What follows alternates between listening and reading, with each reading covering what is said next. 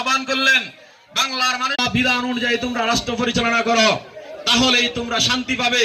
পীর সাহেব চরমনাই কোরআনী বিধান প্রতিষ্ঠার জন্য বিগত 38 বছর পর্যন্ত আন্দোলন করেছেন, সংগ্রাম করেছেন, কিন্তু পীর সাহেব চরমনাই কখনো লোভ লালসায় পড়েন নাই।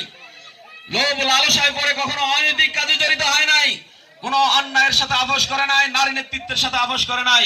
পীর সাহেব চরমনাই যদি এদেশে অন্যায়ের সাথে আপোষ করতেন, অন্যায়ের কাছে মাথা নত করতেন, নারী নেতৃত্বের সাথে আপোষ করতেন, তাহলে সেই 14 নির্বাচনে পীর সাহেব চরমনাই মন্ত্রিত্ব নিয়ে গাড়ি হাঁকিয়ে বেড়াইতে পারতেন। পীর সাহেব চরমনাই যদি ক্ষমতার লোভ করতেন, নেতৃত্বের লোভ করতেন, যদি নীতি নৈতিকতা বর্জন করতেন, তাহলে সেই 18 নির্বাচনে কয়েক ডজন এমপি এবং মন্ত্রী নিয়ে পীর সাহেব চরমনাই বাংলাদেশে বসবাস করতে পারতেন। পীর সাহেব চরমনাই যদি চাইতেন যে দেশের ক্ষমতা, তাহলে সেই 25-24 নির্বাচনে তাও ক্ষমতা অংশগ্রহণ করতে পারতেন।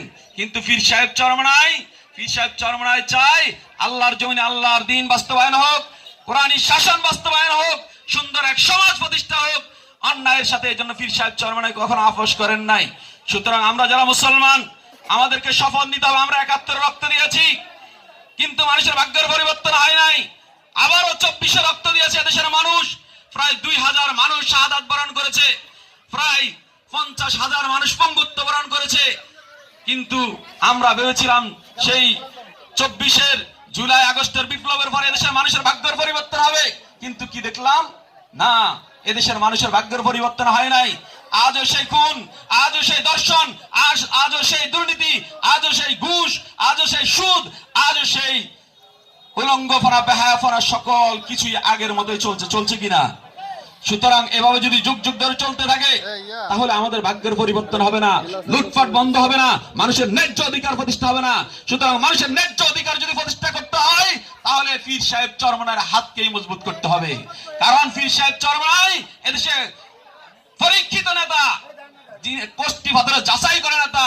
পীর সাহেব চরমনাই কখনো অন্যায়ের সাথে আপোষ করে নাই। সুতরাং এই নেতাকেই আমাদেরকে সামনে নিয়ে বাংলার সকল মুসলমানকে ঐক্যবদ্ধ হতে হবে এবং আগামী নির্বাচনে যেই পদ্ধতি নিয়ে নির্বাচন হোক, এদেশের জনগণ চায় পেয়ার পদ্ধতির নির্বাচন।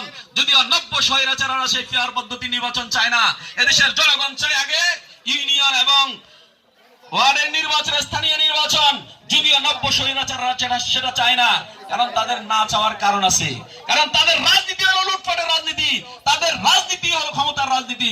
সুতরাং এদের মাধ্যমে কখনোই ভালো কিছু আশা করা যায় না। এজন্য ভালো কিছু আশা করতে হলে আমরা মুসলমান, আমাদের সবাই